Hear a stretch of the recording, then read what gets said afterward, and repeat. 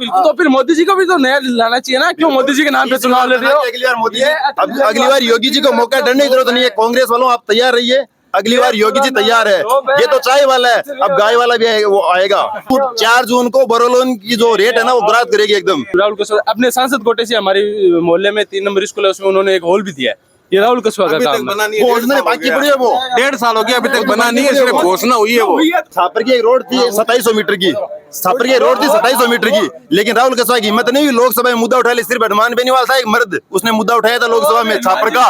इसमें क्या है, राजकुमार उन्होंने गठबंधन किया होगा, लेकिन बात वो मारड़ी में कहा होता घाव बेरी को शरण चीज है। क्या बात है? आप कौन सी पार्टी से है? हनुमान बेनीवाल मर्द बता रहे हैं, वो कांग्रेस समर्थित है। मैं आरएलपी से हूँ, लेकिन अब क्यों देश हित में। वैशाली साड़ीज, दुल्हन लहंगे, फैंसी लहंगे, साड़ियों की सभी रेंज का एकमात्र शोरूम वैशाली साड़ीज, घंटाघर के पास, सुजानगढ़। लोकतंत्र का सबसे बड़ा चुनाव, लोकसभा चुनाव 2024, राजस्थान की हॉट सीट चूरू लोकसभा क्षेत्र से मैं इस समय आपको छापर कस्बे का नज़ारा दिखा रहा हूँ, जहाँ पर एक चाय की दुकान पर देख रहे लोगों की चर्चाएं चल रही है। और वैसे भी जब राजनीतिक बात आती है और चाय की दुकान की बात आती है तो चाय वाले की भी चर्चा हो ही जाती है। तो बहुत सारे युवा यहाँ पर मैं देख रहा हूँ, कुछ बुजुर्ग लोग भी हैं जो राजनीतिक अनुभव रखते हैं, तो इनसे चर्चा करेंगे कि क्या लग रहा है, क्या मुद्दे हैं, क्योंकि काफ़ी गरमाई हुई राजनीति है। और आप सब जानते हैं कि चुनाव को 1 सप्ताह का टाइम भी नहीं रह गए हैं, तो ऐसे में कुछ लोगों से बातचीत करेंगे। सर, क्या नाम आपका? मेरा नाम सत्यनारायण स्वामी है। सत्यनारायण जी, चुनाव बिल्कुल करीब है, क्या लग रहा है, किस तरह के समीकरण आपको चूरू में नजर आ रहे हैं? चूरू में तो स्पष्ट है कि राहुल कसवा की जीत है जी। और कुछ नहीं। ये कह रहे हैं साहब मोदी जी के नाम, तो मोदी जी ने केवल कांग्रेस को कोसने के अलावा कोई दूसरा काम तो वो करते नहीं। अपना क्या विजन है इन्होंने आज तक नहीं किया। कांग्रेस ने घोषणा पत्र जारी कर दिया, अभी तक 5 दिन शेष रहे हैं, अभी तक बीजेपी ने अपना घोषणा पत्र जारी नहीं किया जी। केवल धर्म के नाम पर, जातिवाद के नाम पर लड़ाती है, तो उससे जनता को समझना चाहिए।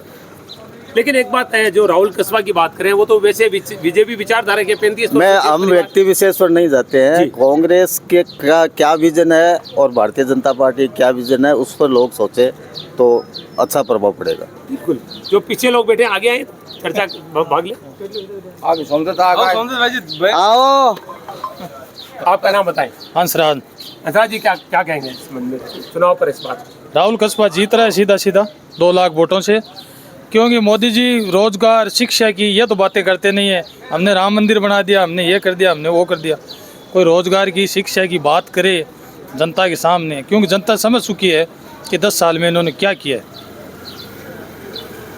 राहुल कसवा एक सीधा सरल आदमी है, जनता के बीच में रहा है, आज भी उसका जुड़ाव पहले से ज़्यादा है।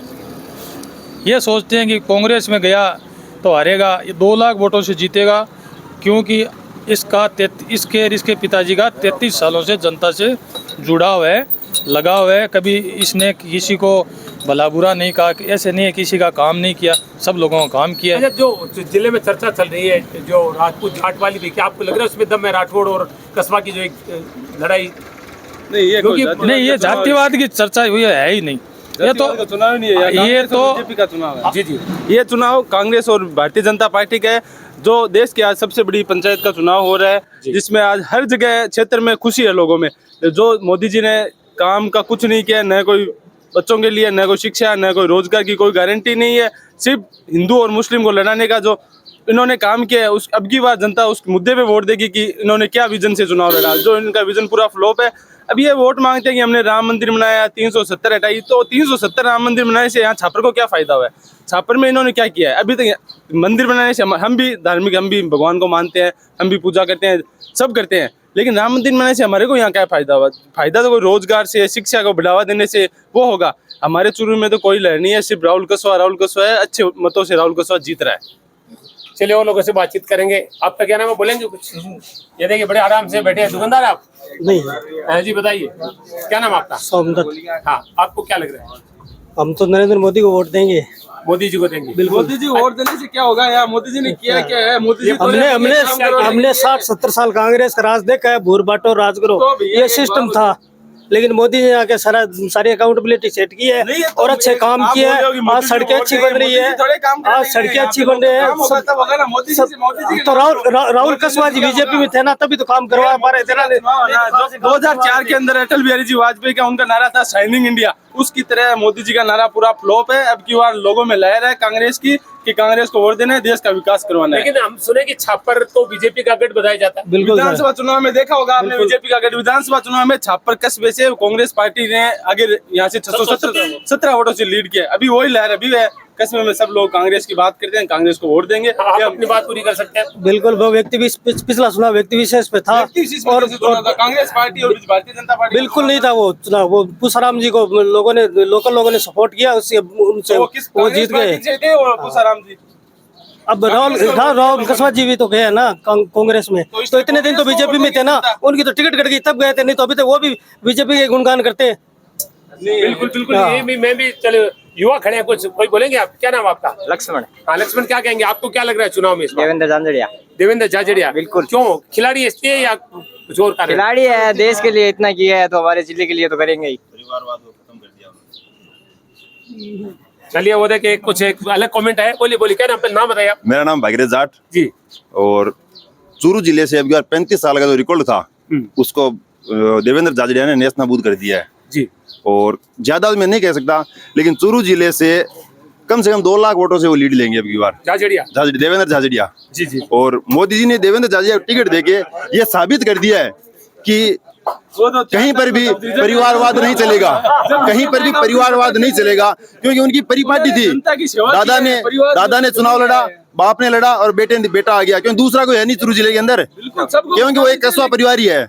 तो उसको मोदी जी ने खत्म किया अब की बार, और देवेंद्र झाझड़िया चुनाव जीतेगा अब की बार। एक जो ये माहौल बन रहा है, हम देख रहे हैं। एक बात बताओ, एक मिनट आप मेरी सुनो। ये बोले कि परिवारवाद पे, जब एक बात बताओ, राहुल कसवा का आप जब विजय भारतीय जनता पार्टी से कांग्रेस में आए तो इन्होंने बोल दिया परिवार। अभी वो भारतीय जनता पार्टी से आते तो इनको वोट नहीं देते क्या? नरेंद्र मोदी जी तीसरी बार उनको क्यों बना रहे हो? नए को मौका मिलना चाहिए, क्यों आप मोदी जी के नाम पे चुनाव लड़ रहे हो? ये कह रहे नए को तो मौका दिए ही है, झाझड़िया नए है बिल्कुल। तो फिर मोदी जी को भी तो नया लाना चाहिए ना, क्यों मोदी जी के नाम पे चुनाव लड़ रहे हो? अगली बार योगी जी को मौका डरने की जरूरत नहीं है। कांग्रेस वालों आप तैयार रहिए, अगली बार योगी जी तैयार है। ये तो चाय वाला है, अब गाय वाला भी है, वो आएगा, ये ध्यान रखना आप। 4 जून को बरोलोन की जो रेट है ना वो गुरात करेगी एकदम अचानक से। नाम क्या बताया? भागीरथ जाट। देखिए ये भागीरथ जाट है और ये रामकरण जी जाट है। देखिए दोनों कैंडिडेट भी जाट है, यहाँ पर जो बहस चली है तो दोनों जाट है। तो अगर मैं कहूँगी, देखिए बड़ी बात यह है कि राहुल कसबा जो है वो एक ही चीज पर टारगेट कर रहे हैं, काका राठौड़ पर। वो न तो मोदी जी का नाम ले रहे हैं, क्योंकि एक दूसरे पे ये बात चली है। इस पर आप क्या कहेंगे? देखो वो उनकी व्यक्तिगत है, हमारे को उससे कोई मतलब। अब वो कांग्रेस पार्टी में आ गए, हमारे उम्मीदवार है, हम उनको जितनी हमारे से होगी हम उतना मदद उनको करेंगे, ज्यादा से ज्यादा संख्या। सुनिए शिव कुमार जी, आप एक बात बताइए, राजेंद्र राठौड़ के पास क्या सामान है टिकट दिलवाने का देवेंद्र झाझड़िया को? अगर उसके पास सामान होता तो खुद लेके आते टिकट। राजसमंद से अपनी दावेदारी कर रहे थे, चूरू से दावेदारी, क्या सामान है? मोदी जी तो उनसे बहुत घनिष्ठ मित्र है देवेंद्र झाझड़िया के। विधानसभा चुनाव राहुल कसवा के पास मुद्दा क्या है मुझे बताइए? सिर्फ वो एक ही बात कहते हैं, काका। अरे उनमें एक डोल है तो 35 साल में काम करे, अभी गिना हुआ आपका काम गणाई राजेंद्र जी राठौड़ चूरू में कहीं गिरा इतना सारा 35 साल राजेंद्र राठौड़ चूरू की धूड़गिरी माने भी मतलब को नहीं माने चूरू जिले के मायने राहुल कसो कहीं गिरा बता दो खाली 35 साल के मायने। मैं यहाँ पर सुनो, कितनी नई ट्रेनें चालू कर दी छापर से। आप छापर में कोई ट्रेन नहीं रुकती थी, लेकिन छापर रेलवे स्टेशन को उन्होंने जोड़ा है। छापर रेलवे स्टेशन ट्रेनों का ठहराव हो रखा है जो यहाँ से। ये तो बीजेपी काल में, ये बीजेपी के काल में हुआ है। ये बोल रहे हैं ना कि राहुल कसवा अपने सांसद कोटे से, हमारे मोहल्ले में 3 नंबर स्कूल है, उसमें उन्होंने एक हॉल भी दिया है। ये राहुल कसवा का काम है। वो बाकी पड़ी है, वो 1.5 साल हो गया अभी तक बना नहीं है, सिर्फ घोषणा हुई है वो, उसके बाद आई नहीं। 1.5 साल हो गया, सिर्फ 2 हॉल की घोषणा हुई है। छापर की एक रोड थी 2700 मीटर की, छापर की रोड थी 2700 मीटर की, लेकिन राहुल कसवा की हिम्मत नहीं हुई, लोकसभा में मुद्दा उठा लिया। सिर्फ हनुमान बेनीवाल था एक मर्द, उसने मुद्दा उठाया था लोकसभा में छापर का। राजकुमार उन्होंने गठबंधन किया होगा, लेकिन बात वो महाराणी में कहा होता घाव बेरी को शरण चीज है। क्या बात है? आप कौन सी पार्टी से है? हनुमान बेनीवाल मर्द बता रहे हैं, वो कांग्रेस समर्थित है। मैं आरएलपी से हूँ, लेकिन अब क्यों यार देश हित में क्या हमारे आरएलपी के कार्यकर्ता है। आरएलपी जो है वो गठबंधन कांग्रेस से कर रही है, लेकिन ये कह रहे कि मैं देवेंद्र झाझड़िया का समर्थक हूँ और देश हित में, यानी मोदी जी के लिए वोट दे रहे हैं आप। देश हित में मोदी जी के लिए वोट दे रहे हैं इसलिए कि अपन को पुनः 3 बार प्रधानमंत्री बना के दुनिया में अपना नाम करना है। बिल्कुल अगली बार योगी जी को मौका है, अगली बार गाय वाले को मौका है, अभी तो चाय वाले है। नया डायलॉग जी। ये ना 2004 में जब हुआ था ना वैसा का वैसा अभी 2024 में हो गया। बिल्कुल सही है, गलत व्याख्या कर रहे हैं। परिवारवाद उसको कहते हैं, बेटा लड़ लिया, पोता लड़ लिया, दादा लड़ लिया, उसको बोलते हैं परिवारवाद। मोदी जी का कोई परिवार नहीं है, पूरा देश ही परिवार है उनका। उन्होंने जनता की सेवा की है। ये करें कि मोदी पूरा देश ही मोदी जी का परिवार है। कुछ और लोगों से बातचीत करेंगे, सर बोलेंगे कुछ। देखिए कुछ लोग और बोलने वाला है कोई?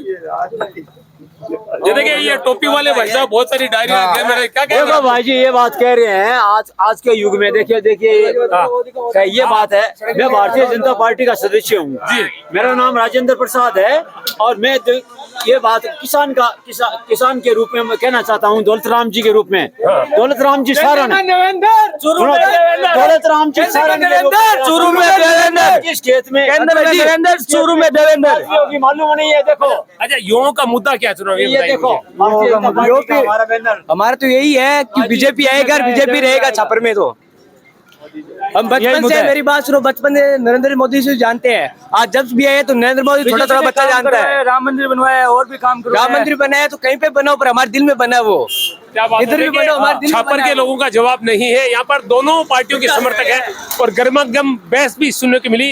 एक व्यक्ति ने कहा कि चाय वाला है तो दूसरा आएगा तो वो गाय वाला है, और साथ में जात पात से हटकर ये लोग कह रहे हैं कि हमें केवल देश का हित चाहिए, विकास चाहिए। तो दूसरी ओर ये भी कहा जा रहा है कि देश का कोई हित कर सकता है तो कांग्रेस कर सकती है।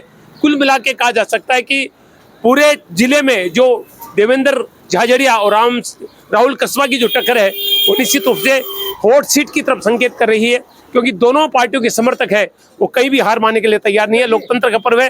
मैं आपसे निवेदन करूंगा, चाहे राहुल कसवा हो या देवेंद्र झाझड़िया हो, वोट देने के लिए 19 तारीख को आपको घर से जरूर निकला है।